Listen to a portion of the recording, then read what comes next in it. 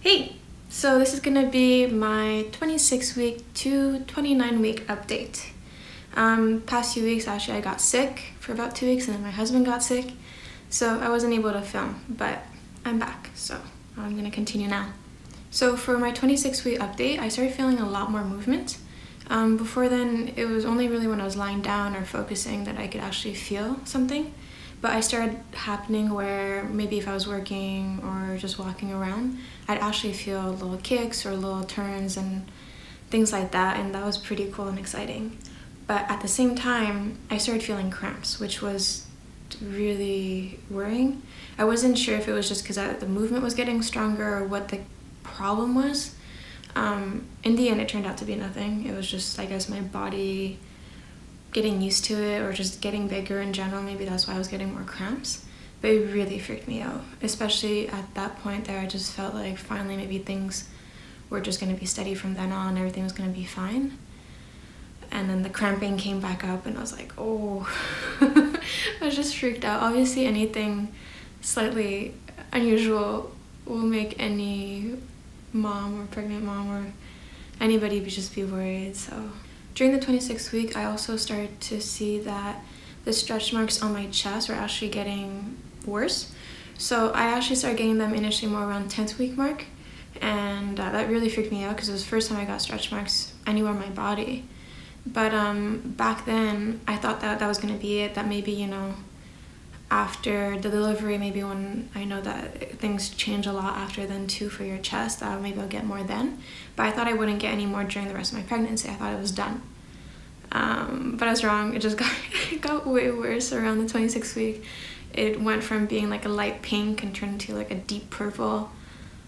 I know that they're gonna fade. I know that they're gonna turn into a silver-ish white type of color. But right now it's very strange to see. Like, it's just so odd to see my body like that, changing in that type of way.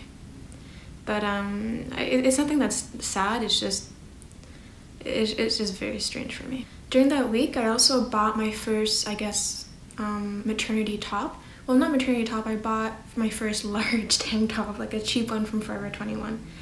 And I'm happy because I was able to finally layer something underneath and kind of hide the fact that some of my shirts or some of my sweaters would sometimes peek up and then you can see my belly poking out.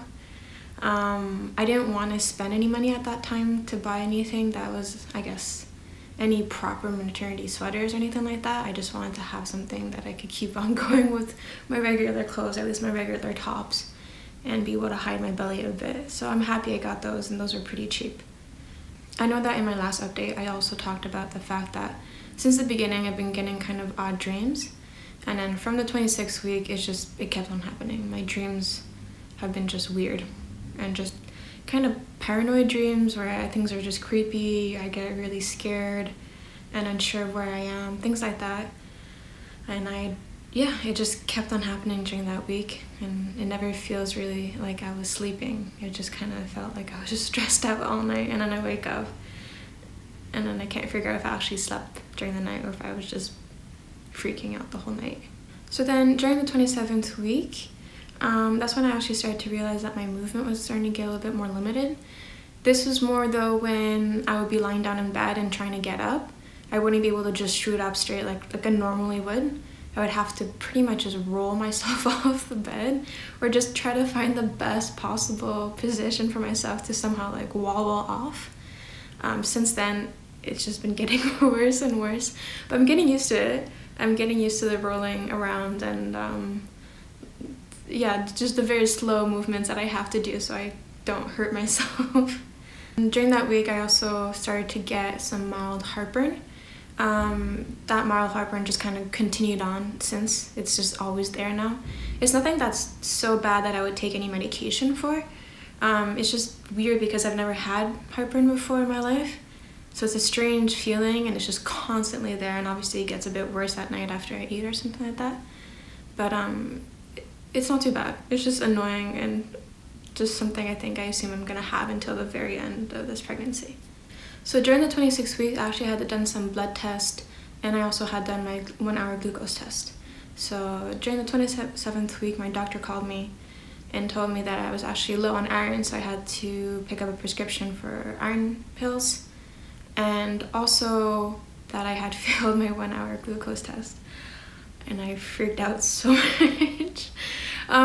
Like obviously then I just rescheduled to go do my 3-hour one as quickly as I could, but that really scared me. I started looking up all these videos about like how to deal with diabetes during pregnancy and what I had to eat and what I had to do. Even though I didn't really know whether or not I had it, I just suddenly assumed that I had to change everything, and I started eating low carb and watching my sugar intake, just being super paranoid. And yeah, it was a stressful week, and I did way too much research into diabetes or pregnancy and diabetes. So then during that week I went back to the hospital. I did my 3-hour glucose test.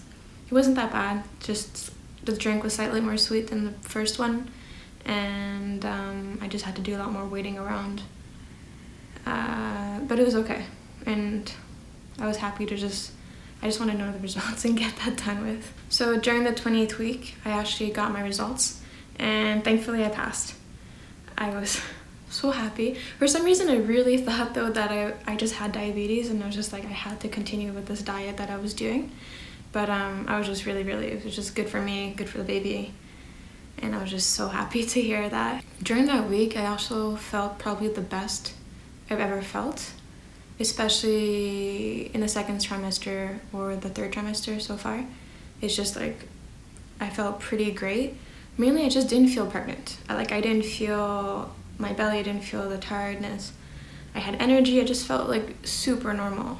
The only time I ever really would notice that or remember that I was pregnant is when I had to go and tie my shoes, and suddenly my belly would get in the way and I would wind myself because I would go too quickly down trying to tie my shoe. But that week was really great. I just felt good.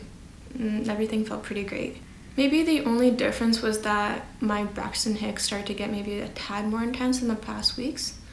But it wasn't anything bad, it was just more noticeable. So I would actually maybe feel them when I was walking around or doing chores or other things like that. And yeah, that was about it. The only, I guess, downside of that week. So during the 29th week, I actually started feeling pregnant again. I just had to become slow. I felt like just a big hippo. Whenever I'd be in bed, I just had to do the whole rolling thing again. I felt like a lot slower this time, and from then on it's just been super slow, and I'm just like waddling around, and I just feel like a giant balloon, very heavy balloon. So yeah, I kind of just went back to feeling pregnant. It just had one week of feeling super normal, super energetic and good, and then 29th week it just went back down to normal, how I should feel like. For example, my stomach just started to feel a lot tighter, just heavier in general. And also during that week I realized that a lot of the shirts that I was wearing, which are truthfully most of my husband's shirts, like his t-shirts and long sleeves, just some of them were getting too tight, and I was worried that if I wore them I would stretch them out. So I've been having to weed through my closet since then and kind of figure out what I actually can wear anymore, and it's getting smaller and smaller and smaller. So yeah, that's getting a little disappointing. I'm having to be more careful about what I wear.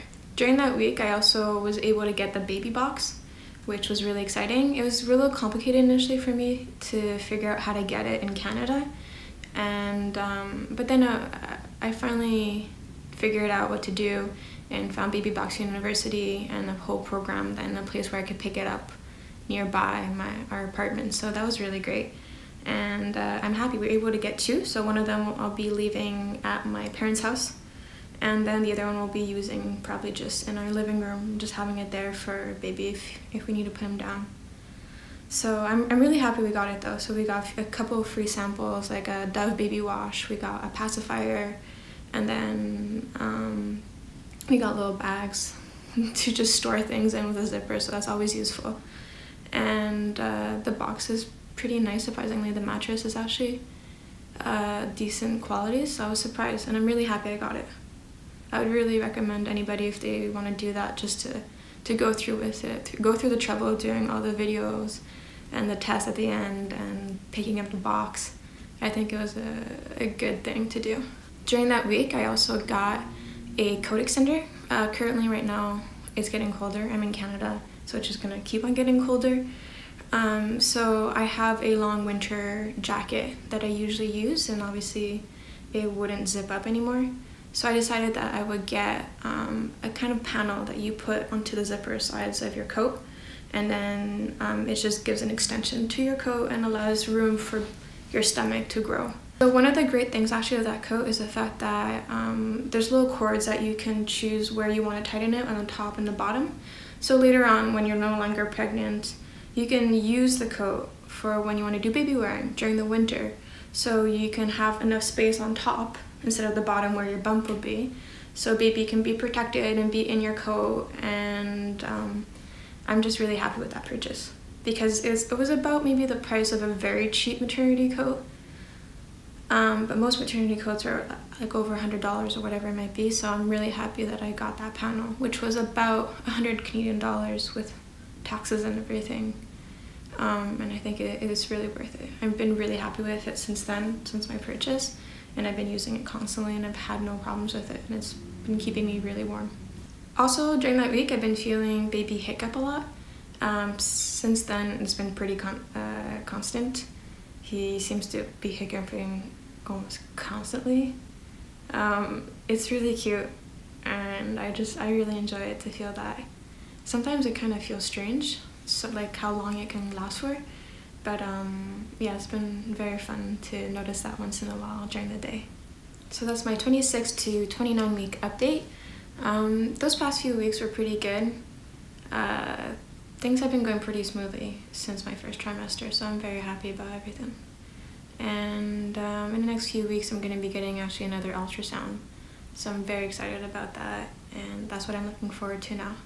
So yeah, I'll make sure to actually probably keep updating as long as I don't get sick or anything like that. And yeah, that's all. Thank you for watching.